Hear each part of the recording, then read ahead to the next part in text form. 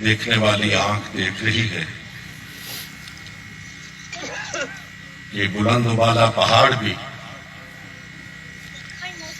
سردار صاحب علیہ رحمت کی وفات پر گریہ کر رہے ہیں۔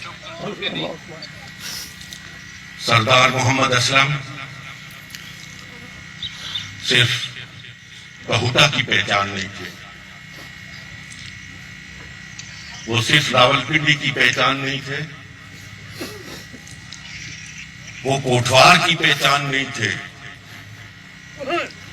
اس میں قطعاً کوئی مبالغہ نہیں کہ وہ پاکستان کا ایک انتہائی قیمتی اثاثہ تھے۔ پاکستان میں انہوں نے صرف اور صرف اپنی قابلیت،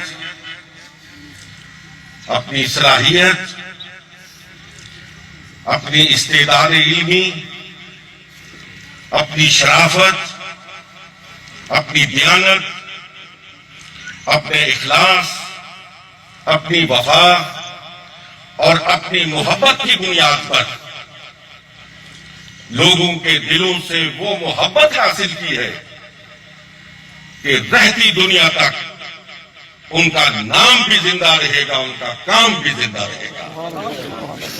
والباقیات الصالحات، انسان چلے جاتے ہیں لیکن ان کے کام زندہ رہتے ہیں۔